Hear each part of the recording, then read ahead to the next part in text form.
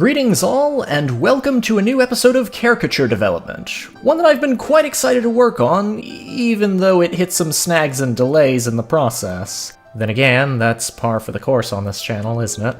Recently, I've gotten into the craze that is Genshin Impact, and while I don't actively check in with in-game events like I should, I've definitely enjoyed my experience with the game so far, especially while exploring the Chinese-inspired realm of Liyue.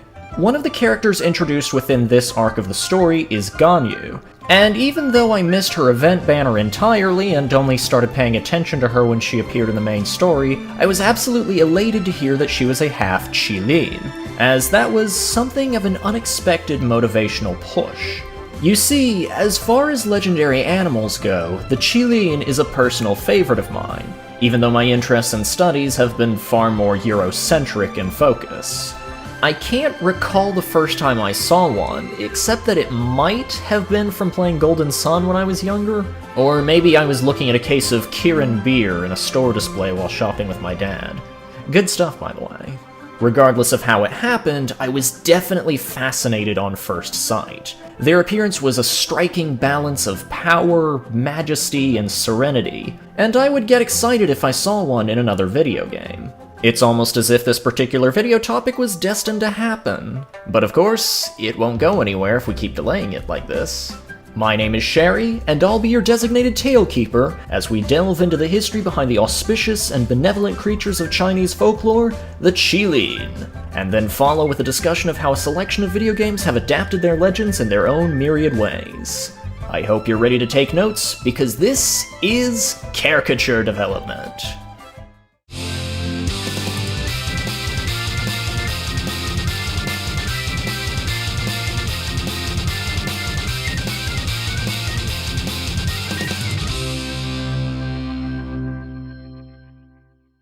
Today's topic gives us a hearty amount of things to talk about, and the first thing I should state is that the Qilin is an absolutely ancient legendary creature, even by Chinese standards, with written references going back as far as the 5th century BCE during the spring and autumn period of Chinese history. It's very likely that these legends were passed down orally for some time before then, but I'd like to mention for the sake of relative understanding that these first known writings about the Qilin are nearly as old as Confucianism, Jainism, and Buddhism. And it's because of their age, in conjunction with the historical influence that Chinese culture has had on much of the world, that the Qilin has also been adapted into the folklore and legends of other nations too. Japan has their own version of the Qilin, which they regard as the Kirin, Korea knows it as the Qilin, Vietnam calls it the Qilin, and Thailand refers to it as the Qilin. For the purposes of keeping this video consistent, I'll be sticking to the original Chinese name, unless I'm talking about a particular game or legend that uses one of the other spellings. Stories and characteristics about the Qilin are just as varied as their names and locales, especially when viewed through the lenses of different religions and philosophies. In Confucian traditions, Qilin are very rarely seen by humans, and their appearance is considered to be a sign that a great person has been born, like a future emperor or sage. Similarly, various branches of Chinese folk religion view the sight of a Qilin as a symbol of good luck, success, longevity, and protection, among other traits. It ranks quite high in the hierarchy of sacred animals, third in fact, below only the dragon and the Feng Huang. Some tales even go as far as calling it the king of beasts, ruling over all animals, or just those with fur. Taoist stories, meanwhile, portray the Qilin as a kind of celestial judge, being consulted for their ability to sense a wicked, guilty, or lying person far better than any human. Should they identify injustice, their normally serene presence gives way to swift divine punishment. There are also comparable stories where the Qilin takes on a similar role as an intermediary between humanity and the immortals, carrying messages between the two realms. Buddhist interpretations of the Qilin are perhaps the most descriptive, as well as the most consistent between China and the cultures they influenced. These stories emphasize the creature as having a gentle and harmonious nature. Despite their awesome and self-couth appearance, their diet is vegetarian and they will not walk upon any living thing, not even an insect or a blade of grass. Instead, they get around by walking on clouds or on the surface of a body of water. Buddhist stories from Thailand further associate the Qilin with the Himavanta, a sacred forest at the base of Mount Meru, also known as Sumeru, the center of all universes, which features prominently across religions in both South and Southeast Asia. One last local distinction to note is that Japanese stories assert the Kirin as one of the most powerful divine animals, if not the most powerful. No ranking below dragons and ho-oh birds like in China, no title limited to just King of Beasts. From the perspective of the Japanese, the Kirin stands firmly supreme. Much like their symbolism and behavior, the appearance of the Qilin varies by culture and time period, but there are a few common physical traits between them. They can be associated with a number of elements across cultural depictions, but the two most common are fire and lightning, the latter of which was understood as heavenly fire in ancient China. Beyond the element that surrounds their body, the Qilin always has the combined anatomy of a dragon and some manner of ungulate, typically the head of the former and the body of the latter. Most commonly, this can be a mix of dragon and deer, dragon and horse, or dragon and ox, though parts of other animals can be added into the mix, like the scales, fins, or barbels of a fish, the limbs of a tiger, or the mane of a lion. Sometimes it has antlers, and other times it has horns, either 2 or 1, which is why the Qilin is frequently understood and described as a Chinese unicorn outside of East and Southeast Asia, though this label is a misnomer. Only some depictions of the Qilin have a single horn, said horn isn't the key defining trait of the Qilin like it is for the unicorn, and the Qilin's name is not interchangeable with unicorn in Chinese. There's a separate term just for that. What might surprise you, though, is that the name of the Qilin can be interchangeable with a giraffe instead of a unicorn, an association rooted in the later history of the legend. Like many legendary creatures across the world, people were historically convinced that the Qilin really existed. Some Chinese emperors were even said to have them in captivity, perhaps to assert a kind of extraordinary evidence of their prosperous rule. And if you fast forward to the beginnings of the early modern period, the real-life Qilin was actually found. Sort of. In the first decades of the 15th century, during the time of the Ming Dynasty, a court eunuch, diplomat, and navigator named Zhang He made several massive armed expeditions across the Indian Ocean, known as treasure voyages. These were intended to display the power and prestige of Ming China, so that much of the world would want to become tributaries of the Ming for the ability to trade with such an economic powerhouse. During these treasure voyages, Zhang He visited several ports along the eastern coast of Africa, spanning what would be today's Eritrea all the way down to the border between Kenya and Tanzania. While the ships were visiting these ports, the Chinese sailors brought aboard many exotic animals, intended as gifts for the Ming Emperor. These included zebras, ostriches, lions, rhinoceroses, and, most importantly, giraffes, one of which was sent as a tribute from the Sultanate of Bengal. Once the fleet returned to China, these giraffes were presented to the Ming imperial court as real live Qilin, and although the Yongle emperor responded with a modest dismissal of the claim, the connection between the legendary creature and this new exotic animal that seemed to look like it endured in China and beyond. This may seem silly to us today, but when you consider a giraffe's long hooved legs, spotted coat resembling traditional artwork of scaled bodies, twin horn-like ossicones, and strikingly serene appearance, the association becomes a lot more understandable. Nowadays, the association between the Qilin and the giraffe no longer exists in most Sinitic languages, having been replaced with a new word meaning long-necked deer. But it still represents a fascinating chapter of world history, when Chinese sailors were convinced that they had discovered a legendary creature in the lands of Eastern Africa. And, for what it's worth, the association still continues today in both Korean and Japanese.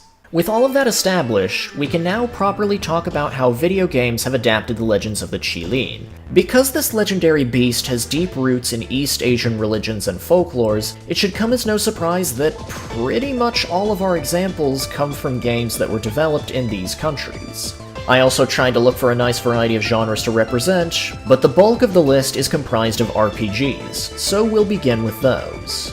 Our first example comes with a spoiler warning for Etrian Odyssey 3, so skip ahead to the timestamp on screen if that's an issue.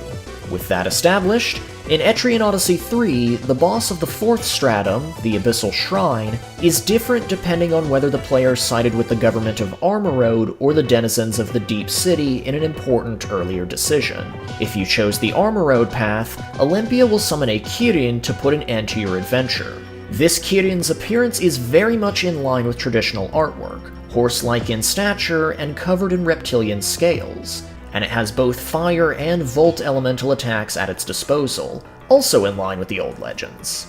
It's definitely not an easy opponent either. This divine beast's wrath only becomes stronger the closer it is to death.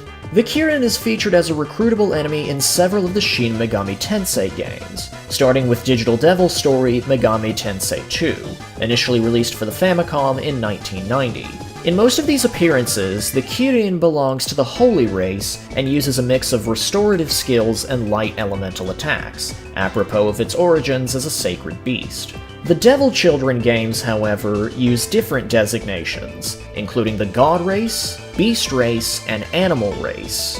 These spin-offs also give the Kirin a more lightning-focused skill set, making them just a smidge closer to the original folklore.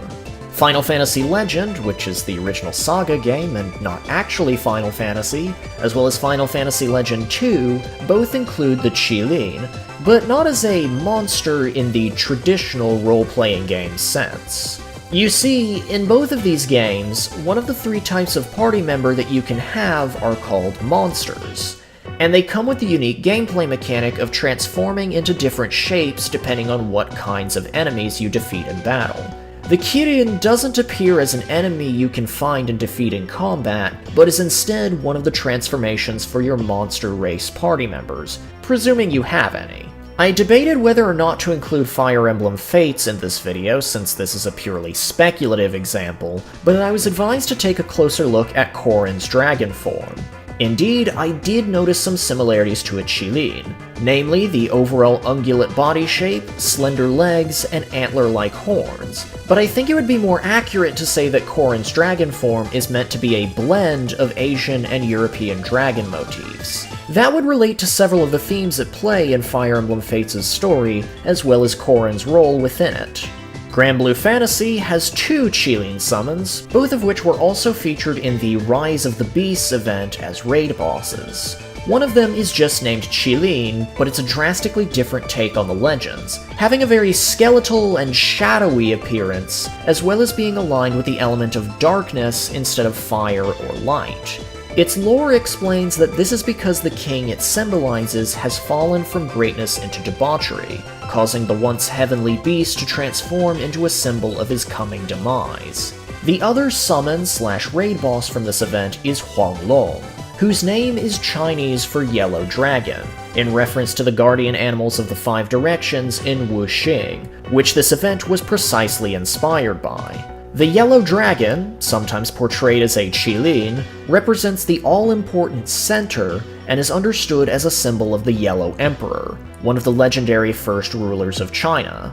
Likewise, the lore for Granblue's Huanglong states that it represents a supreme king and heralds his era of splendor. In a way, it's like looking at the 2 sides of a Qilin minted coin, one to symbolize a great monarch, and one to symbolize a fell despot. As I mentioned earlier, Golden Sun includes a Kirin summon, which may have been my very first encounter with this legendary creature. This summon is automatically obtained in every Golden Sun game once you have 2 Mars Gen, and as such, the animation is very quick and less spectacular compared to other summons. Also notable is that this Kirin has a boy or young man with a sword riding on its back, though I'm fairly certain his identity has never been stated. Yokai Watch has 2 yokai based on the Qilin, at least as far as the video games are concerned. The Kirin, whose name is just Kirin spelled with Y's instead of I's, and the Unikirin, an amusing mashup of the Kirin and Unicorn's names. Their shared attribute is Restoration, meaning that they focus on healing moves. They're both part of the Heartful tribe, indicating a non-threatening demeanor, and their designs show them walking on a cloud. Aspects all very much inspired by the Buddhist stories of the Qilin. They also have a general fiery look to their mane, tail, and front legs, adapting another detail from traditional artwork. One way they differ, however, is the number of horns they have. Kirin has 2 horns, more like Chinese portrayals, and Unikirin, as its name suggests, only has 1, more in line with Japanese depictions. It's a subtle detail, but I love that both popular images are represented.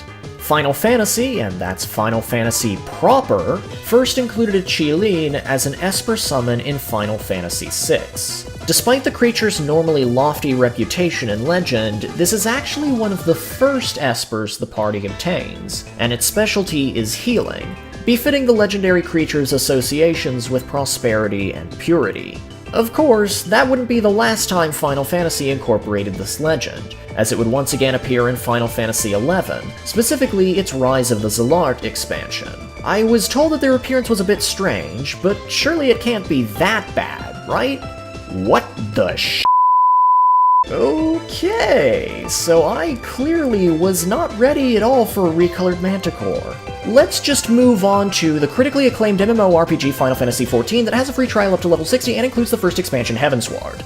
Yes indeed, this game lets you ride atop a Kirin once you clear the quest, A Legend for a Legend. I'd say, gosh, I wish that were me, but at the same time, I don't think I'm the kind of person destined for greatness that could do that. Thank goodness we have video games for escapism. Digimon has its own interpretation as well, Chirinmon, a holy beast Digimon which usually evolves from Repamon if the right conditions are met.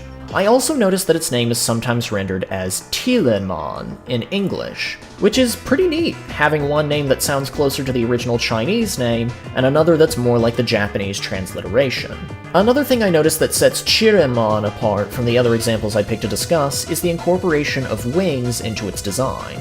After all, there are certainly stories about the Qilin being able to move through the sky, but those involved it walking on clouds, not flying with a pair of wings. Franchise lore also mentions that Chirinmon is just about as old as the digital world itself, and that, despite its impressive appearance and strength, it detests conflict unless it's fighting against someone wicked. It checks many of the boxes and still has room to be creative. Not bad at all. Then there's the Pokemon franchise, for which I was given 4 leads from 3 generations. I'll tackle these from most implied to most concrete, starting with Arceus from Generation 4. A few people suggested Arceus, which is why I'm sorry to say that I just don't see it. Now, Arceus itself is a very complicated Pokemon with a number of potential inspirations, apropos of the franchise's literal creational deity, but the only semblance of Qilin traits I can see with it are its divine nature, its body shape, which is seemingly ungulate, and the way it moves, especially in Pokemon Battle Revolution, where it almost appears to be hovering off the ground and kind of floatingly gallops back into place after taking damage. Maybe I've just missed something, but these 3 traits alone do not a reliable Qilin make. Next is Keldeo from Generation 5, and, unlike Arceus, I can definitely understand why someone might think of Keldeo as being Qilin inspired. Keldeo is clearly horse-like in anatomy, has a single horn and an emphasized mane and tail, and is a water-type Pokemon further mentioned to have the ability to run across the surface of water. But I also feel like this evidence is more coincidental than concrete, as I believe that Keldeo is more strongly inspired by the Kelpie, or water horse, of Celtic folklore, apparent in its name, as well as the character of D'Artagnan from Alexandre Dumas' famous novel The Three Musketeers, since the 4 Swords of Justice are meant to represent the 4 main characters. As for the last 2, I'm genuinely conflicted on which I'd say is the more accurate portrayal of a Qilin, because one is more accurate in terms of appearance, while the other is more accurate in terms of what it does in the games. Let's start with the former, which brings us right back to Generation 5's Swords of Justice with Cobalion. Cobalion's Pokédex entries state that it's a calm and composed being that can tame any unruly Pokémon, and that it also seeks to punish wicked people who bring harm to Pokémon. While it is true that some of this is because Cobalion is another one of the Swords of Justice based on the Three Musketeers, specifically Athos, I can't help but feel like the similarities to the Qilin are less coincidental compared to Keldeo. Cobalion's traits bring to mind the stories of the Qilin being referred to as the King of Beasts, which all animals answer to, as well as those where it unleashes its fury on the unjust that harm the innocent. Just like Keldeo and Arceus, Cobalion also has a clearly ungulate body shape, with its twin horns and pronounced mane also bearing resemblance to a Qilin. There are also the fin-like protrusions near its front legs and its similarly shaped tail, evocative of a Ming or Qing era Qilin, though its steel fighting type is harder to connect to the legends. Finally, the Pokemon I believe is the most likely to be symbolically inspired by the Qilin is one of the legendary Pokemon introduced in Generation 2 and the poster character for Pokemon Crystal, Suicune. Across Suicune's Pokedex entries thus far, it's mentioned that Suicune has a compassionate and graceful nature, and that it can purify the water it walks on. Its distinctive crest and flowing features also bring to mind the majesty of a Qilin in a more non-traditional sense, especially in contrast to Cobalion. In the Generation 2 titles and their remakes, we also see that Suicune keeps its distance from humans, appearing to the player across the Johto and Kanto regions, but never facing the player in battle until it has deemed them a worthy trainer. In regard to Pokemon Crystal, Heart Gold, and Soul Silver, that is. Its original appearance in Gold and Silver was handled the same way as Entei and Raikou. It should also be mentioned that Suicune does take inspiration from other legends, most notably Boreas, the embodiment of the northern wind in Greek paganism. It's also the only one I selected that doesn't have an ungulate body shape, instead being more noticeably canine or feline. So whereas Cobalion dominates in appearance, Suicune excels in traits and behavior.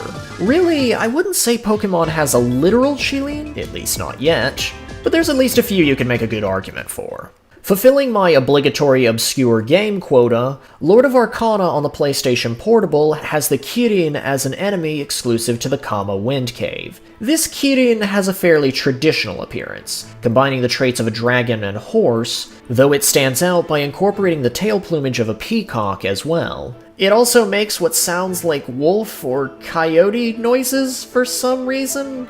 Not much else to say, other than that its attack pattern focuses exclusively on lightning elemental attacks, and it can also shrink the player character? Okay, maybe this one is weirder than I initially thought. I mentioned Genshin Impact at the start of today's episode, so it'd be absolutely foolish of me not to elaborate on that. Genshin Impact's portrayal of the Qilin comes in the form of Ganyu, the half-human, half-Qilin, and fully overworked, secretary of the Liyue Qixing. Although she's only a demi-Qilin, she still exhibits several traits of a full-blooded one, such as her quiet, non-aggressive personality, her serene appearance and presence, her vegetarian diet, especially flowers, and her deep loyalty to Rex Lapis, aka Morax, the Archon overseeing the region and people of Liyue. Physically speaking, she has the horns of a Qilin, though this is something she's sensitive about, and her hair, when viewed from the back, is held in a shape similar to the tail of a horse. You have no idea how hard I'm trying not to crack a ponytail joke right now. Even the job she has as a secretary is similar to the role Qilin occasionally have in folklore, relaying messages between mortals and the divine. I'd also like to mention that her personal constellation is named Sine Unicornis, and, being the Eurocentric dweeb that I am, I chuckled at this for at least a solid minute, because that's Latin for Chinese unicorn. In terms of gameplay, Ganyu is an archer character with Cryo as her element, as opposed to Pyro or Electro, which would be more accurate to her Qilin heritage, but at the same time, this works much better for her, befitting her reserved and serene nature, doubled by the fact that her elemental skill adds lotus symbolism, and it technically lets her walk on water, so it's not too out of line when you think about it. I'll probably never have a chance to actually play as Ganyu, but that's not a requirement to appreciate the eye for detail that went into her design and incorporation. Or maybe that's just my personal favoritism bleeding through. Carrying on. Spelunky 2 features a Qilin as a mountable animal, again, gosh I wish that were me, one that the player needs in order to reach the Sunken City. This involves making it to Neo-Babylon and bringing the proper Ushabti to the Tablet of Destiny. Once obtained and mounted, the Qilin can shoot fireballs to attack enemies and, more importantly, float in the air and fly infinitely, which is exactly why you need it in order to reach the sunken city. And then its in-game bestiary entry makes sure to mention its status as an omen of great happenings in the world of humans and the realm of the gods. All in all, it's a straightforward depiction that checks most of the boxes. Bravo! Dynasty Warriors has a more subtle case of using the Qilin, one that may or may not be bending my rules a bit. In the modern Dynasty Warriors games, the three main kingdoms each have a guardian animal that serves as their main motif. Shu has a dragon, Wu has a tiger, and Wei has a feng huang. When Dynasty Warriors 7 expanded the timeline by adding the fourth kingdom of Jin, they were given a Qilin as their symbol. Not only does this mean that imagery of the Qilin is worked into some of the character designs, but it also has great symbolic value because the Jin faction was the ultimate winner of the Three Kingdoms conflict, uniting China under their sky blue banner after the fall of the Han Dynasty, just as the Qilin is traditionally viewed as heralding the arrival of a great ruler or time of prosperity, even though the Western Jin Dynasty was historically fragile and short-lived. Funny I mentioned Dynasty Warriors too, because there's an odd connection between that series and another example of the Qilin in video games. This one comes from the Monster Rancher series, more specifically Monster Rancher 4. If you're not familiar with these games, the unique mechanic they use is that you can take any CDs, or in some cases DVDs, that you own to create new monsters. While the results are usually random, certain discs are programmed to generate specific monsters. And if you have a PS2 copy of Dynasty Warriors 4, scanning that in Monster Rancher 4 will produce a very special variety of Zoom, referred to as a Kirin. Not only does it have Qilin-inspired features, but the in-game lore also calls this an ancient species of Zoom, one so rare that it's considered extinct, even though it's worshipped as a god in some eastern provinces. It's not even the only instance of a Qilin in the Monster Rancher series either. Both Monster Farm Online and Monster Farm Lagoon feature another species named Antero, a more antelope-inspired depiction that serves as one of your choices of starter monster. Given its gameplay and narrative focus on dragons, it should come as no surprise that the world of Draglia Lost has incorporated the legends of the Qilin. Rather than appearing as dragons to transform into, they're a race of humanoids with a Chinese aesthetic and distinctively antler-like dragon horns.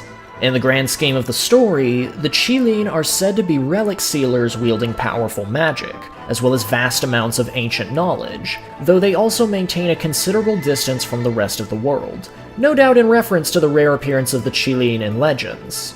More specifically, according to the Hallowed Mountains worm print, as well as dialogue from characters like Lin Yo, it's mentioned that the Qilin often subject themselves to strict diets and training regimens, and reside in a city hidden high up in the mountains, not too far off from the modern legend of Shangri-La. At the time of making this video, only 2 Qilin are playable characters: the water elemental healer Zhang Liao, and the fire elemental support unit Xuanzang. There are definitely more of them, though they usually just appear in character stories. With any hope, maybe they might be added in the near future. Going back to the idea of symbolic value over literal portrayal, we have another such example from Yakuza 3, and this one comes with another spoiler warning. Same as before, timestamp on screen. Hopefully I don't mess this explanation up, because this is a series I was not familiar with prior. Right, so, one of the main antagonists of Yakuza 3, Yoshitaka Mine, has a tattoo of a Qilin across his back. As a whole, the Yakuza games use these tattoos to allude to each character's background and relation to the story, and the chairman of the Hakuho clan is no exception. Something I haven't mentioned yet is that, in Japanese, the term Kirin-ji can be used to refer to an exceptionally talented young person, a child prodigy, essentially. Yoshitaka Mine's background is that he grew up in poverty, but he was also a naturally brilliant child. He studied hard and rose through the ranks of the business world, becoming spectacularly rich in the process, just as the Qilin is a symbol of prosperity and greatness. But that's only half of the symbolism at play.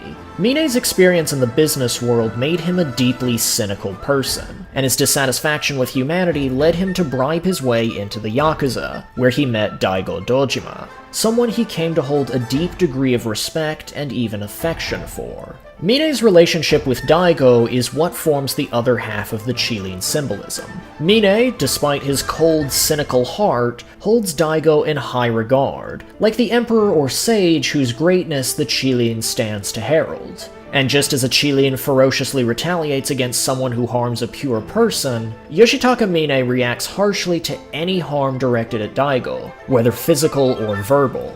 Underneath that cold exterior and pinstripe suit is a man with the strength of a beast, and a Qilin is powerful enough to kill a dragon if provoked.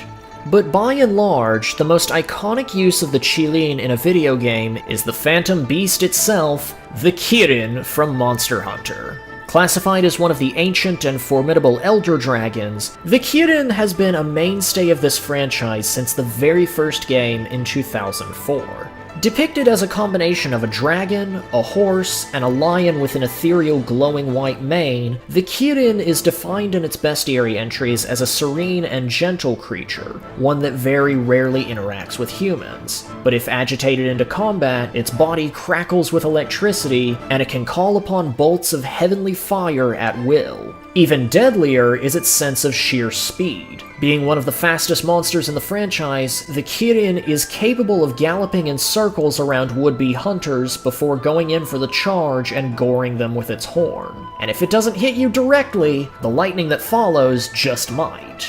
Stronger variations exist as well, namely the Hardcore Kirin from Monster Hunter Frontier, which can move so fast that it teleports in a bolt of lightning, and another variant from Monster Hunter Explore which doubles down on the inherent regnal symbolism, the Thunder Emperor Kirin. It definitely wouldn't have the reputation that it does if the game didn't make you feel like you were facing off against a truly legendary opponent.